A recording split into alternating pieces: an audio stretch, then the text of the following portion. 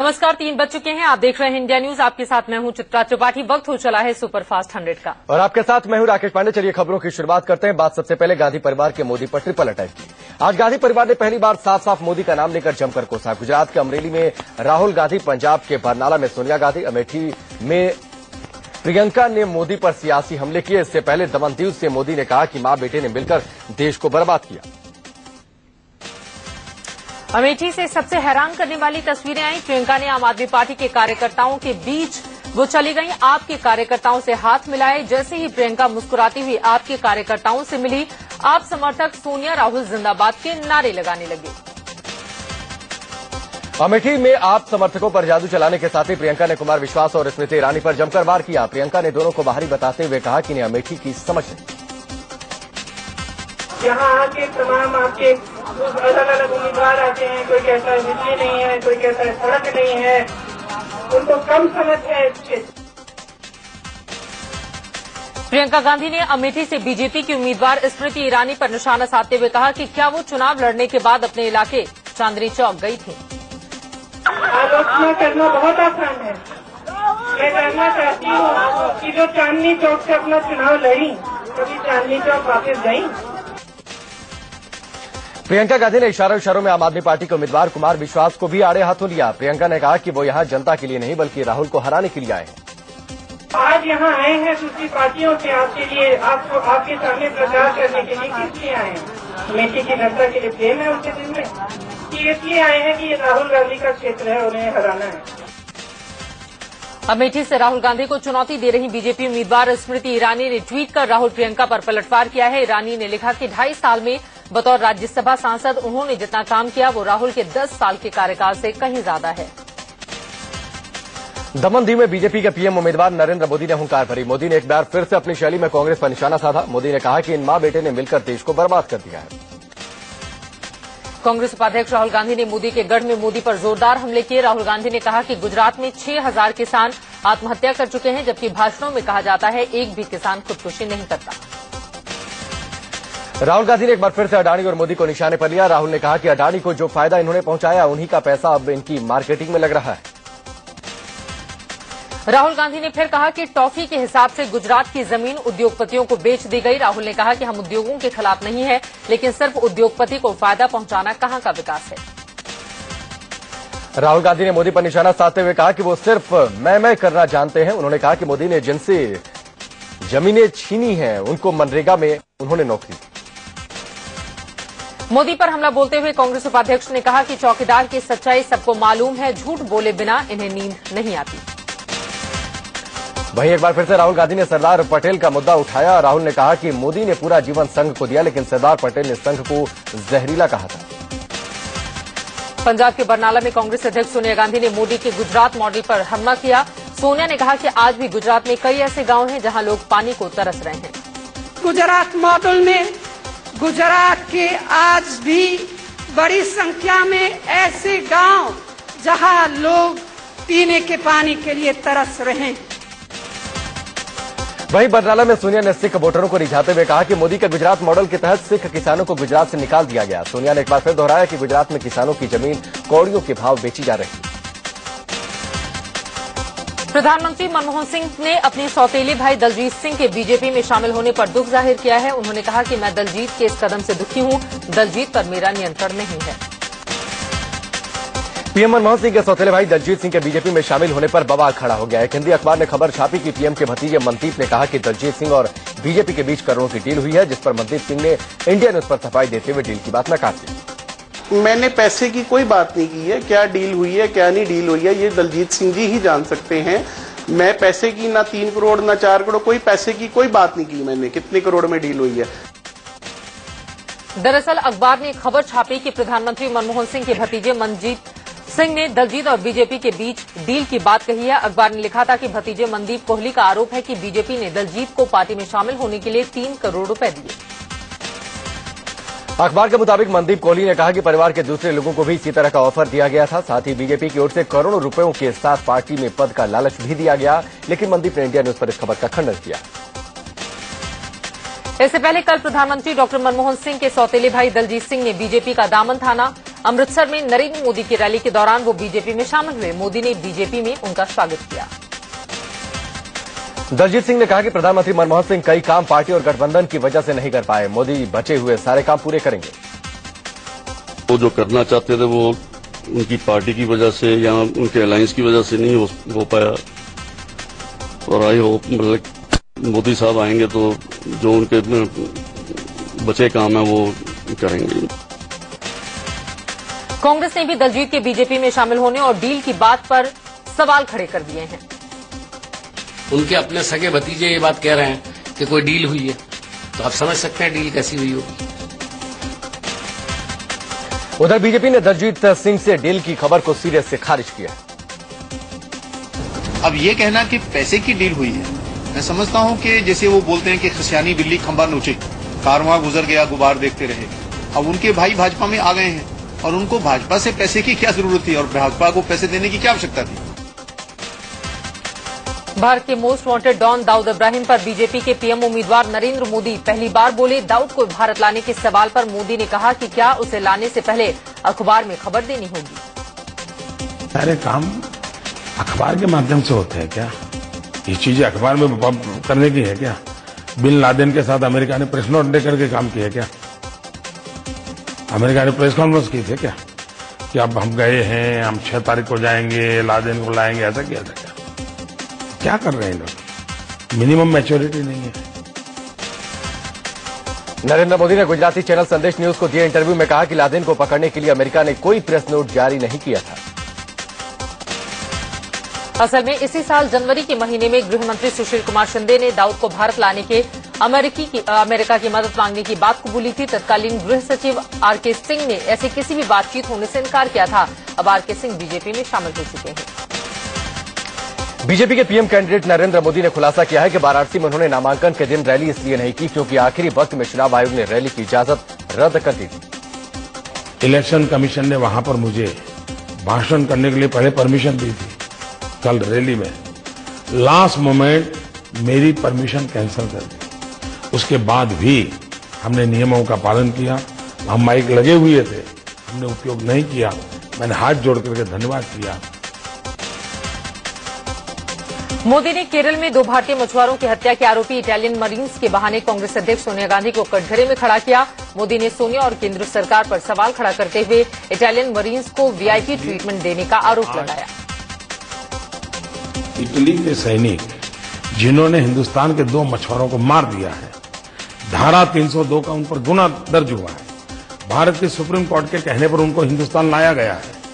आज वो हिंदुस्तान की किस जेल में है, क्या देश को ये एड्रेस जानने का अधिकार है कि नहीं है?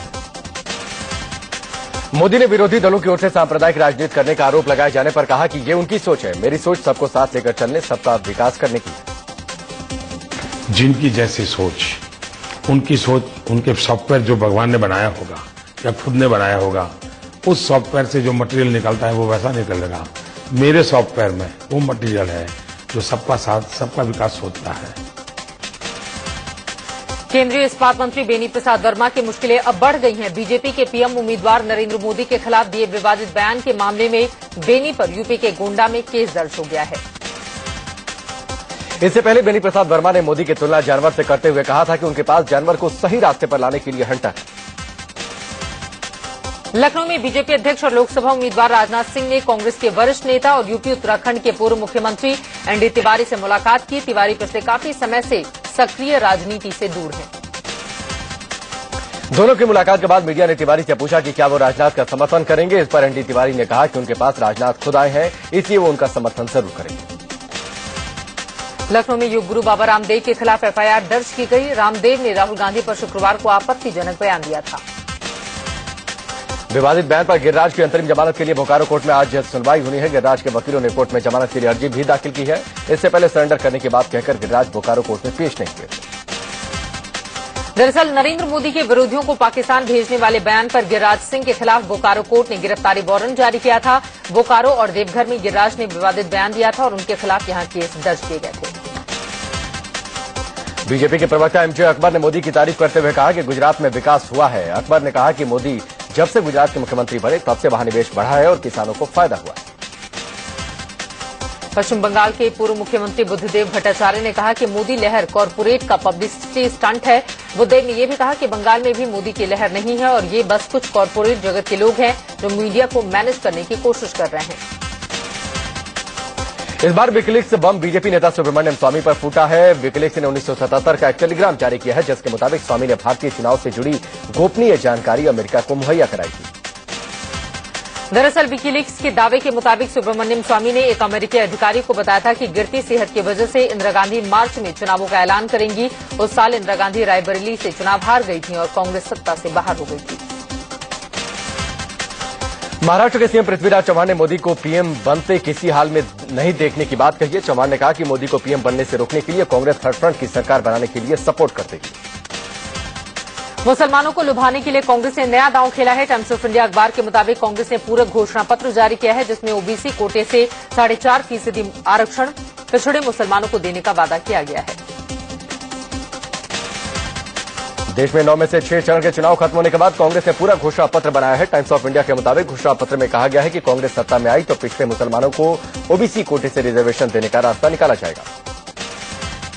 टाइम्स ऑफ इंडिया के मुताबिक कांग्रेस ने पूरक घोषणा पत्र में ये वादा किया है कि दलित अल्पसंख्यकों को अनुसूचित जाति का दर्जा दिया जाएगा। कांग्रेस के मिशन मुसलमान पर बीजेपी ने निशाना साधा है। बीजेपी नेता मुख्तार अब्बास नकवी ने कहा कि अब जब कांग्रेस के जाने की बारी है तो वो मुसलमानों को आरक्षण का लालच दे रही है। वहीं कांग्रेस प्रवक्ता मीम अफजल का कहना है कि मुसलमानों को आरक्षण की बात पहले से मैनिफेस्टो में है, इसीलिए अब इस पर हाई तौबा मचाना ठीक नहीं। केंद्र सरकार ने आंध्र प्रदेश विधानसभा भंग करने और राष्ट्रपति शासन की अवधि बढ़ाने की सिफारिश की है। प्रधानमंत्री मनमोहन सिंह की अध्यक्षता में हुई बैठक के दौरान यह तय किया गया। नरेंद्र मोदी के करीबी और यूपी के बीजेपी प्रभारी अमित शाह ने कल फतेहपुर में रोड शो किया। शाह ने लोकसभा उम्मीदवार साध्वी निरंजन ज्योति और विधानसभा उपचुनाव प्रत्याशी विक्रम सिंह के लिए वोट मांगे। अमित शाह ने पाक सेना के नाम पर केंद्र सरकार को घेरा है। अमित शाह ने यहां तक कह दिया कि अभी की सरकार पाकिस्तानी सैनिक हेमराज का सिर काटते हैं, लेकिन मोदी की सरकार आई तो पाक सेना 30 किलोमीटर पीछे चली जाएगी। वोटर लिस्ट में मिसिंग वोटर्स का मामला तूल पकड़ता देख चुनाव आयोग ने उन लोगों से माफी मांगी है जो लोग वोट नहीं डाल पाए। इसी मामले में नॉर्थ ईस्ट मुंबई से बीजेपी उम्मीदवार किरीट सोमैया ने मुलुंड पुलिस थाने और इलेक्शन ऑब्जर्वर के पास भी शिकायत दर्ज कराई। उत्तराखंड के पूर्व मुख्यमंत्री बीसी खंडूरी ने कहा कि अगर मोदी मुस्लिमों के प्रति उदार रवैया अपना रहे हैं तो इसमें गलत क्या है। स्वामी अग्निवेश ने नरेंद्र मोदी को पत्र लिखकर उनकी तारीफ की है। उन्होंने लिखा कि वो गुजरात दंगों के बड़े आलोचक थे, लेकिन मोदी ने अपने विचारधारा में काफी बदलाव किया है। अरुणाचल प्रदेश के सिसीन इलाके के लोगों के चुनाव बहिष्कार करने के बाद चुनाव की दूसरी तारीख तय की गई है, लेकिन दूसरी तारीख पर भी लोगों ने मतदान नहीं किया।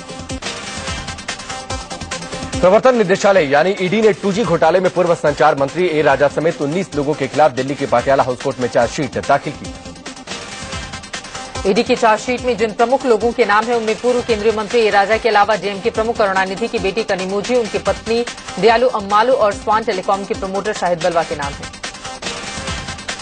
चार्जशीट में जिन 19 लोगों के नाम शामिल हैं उन पर section 3 prevention of money laundering act के तहत मुकदमा दर्ज किया गया है। पूर्व प्रधानमंत्री राजीव गांधी के हत्यारों की रिहाई पर रोक बरकरार रहेगी। सुप्रीम कोर्ट ने इस मामले को अब संवैधानिक पीठ के पास भेज दिया है।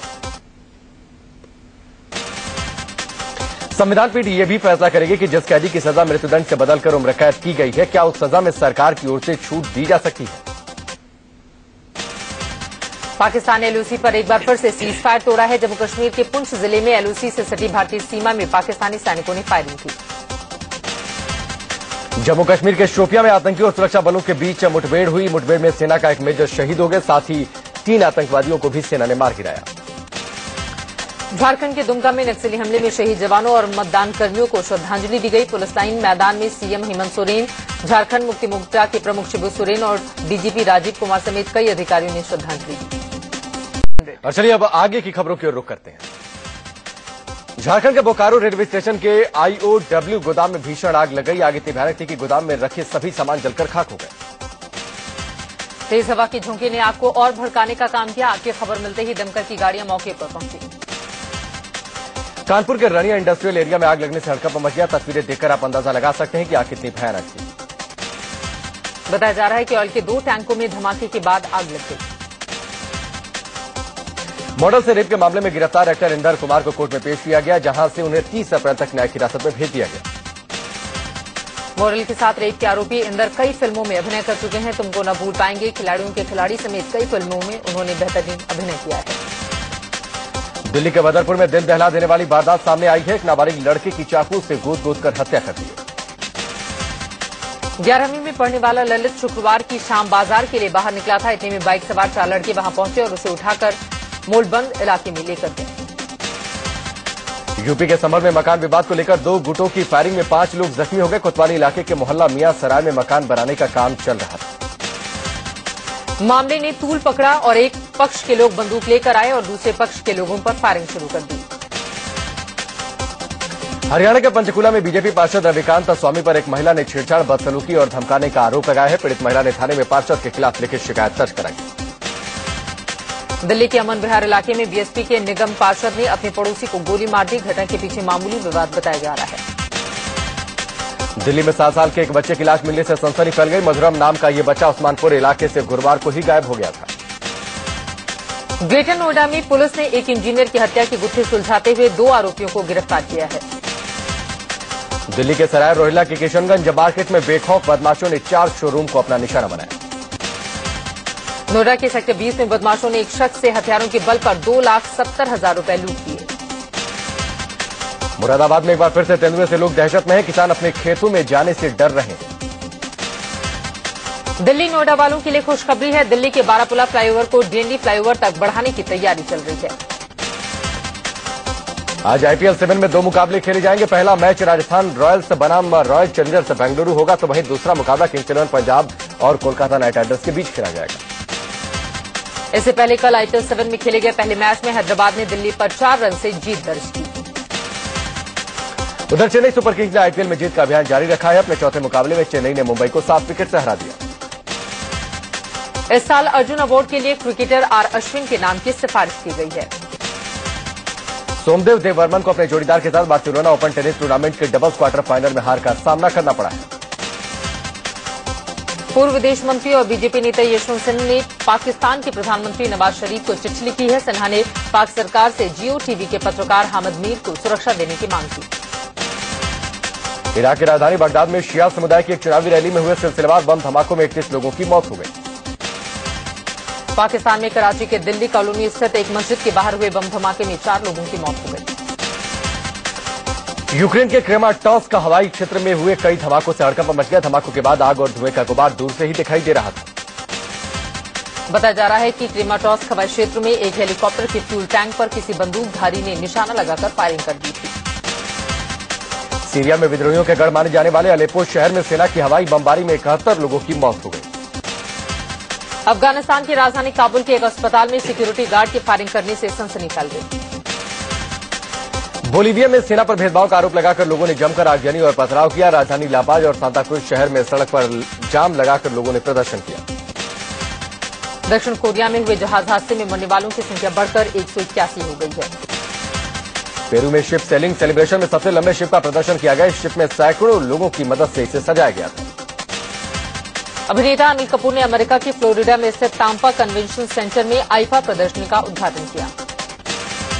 आईफा अवार्ड के मेन इवेंट से पहले टेक्निकल अवार्ड आईफा रॉक्स की घोषणा की गई, जिसमें बॉलीवुड के कई सेलिब्रिटीज ग्रीन कार्पेट पर नजर आए। फ्लोरिडा में आईफा अवार्ड के उद्घाटन के मौके पर बॉलीवुड के सितारों ने जमकर रंग बिखेरे। बॉलीवुड अभिनेता संजय दत्त के 3 साल के बेटे शहरान फिल्म इंडस्ट्री में डेब्यू करने जा रहे हैं। खबर है कि शहरान अपने पिता की होम प्रोडक्शन फिल्म हसमुख पिघल गया से बॉलीवुड में एंट्री करने जा रहे हैं। अक्षय कुमार और सोनाक्षी सिन्हा की फिल्म हॉलीडे का नया गाना रिलीज हुआ है। आज दिल शायराना शायराना शायराना शायराना शायराना लगता है। और चलिए इसी के साथ सुपरफास्ट संडे में हमारे साथ फिलहाल बस इतना ही। रुकेंगे ब्रेक के लिए। ब्रेक के बाद भी खबरों का सिलसिला जारी है।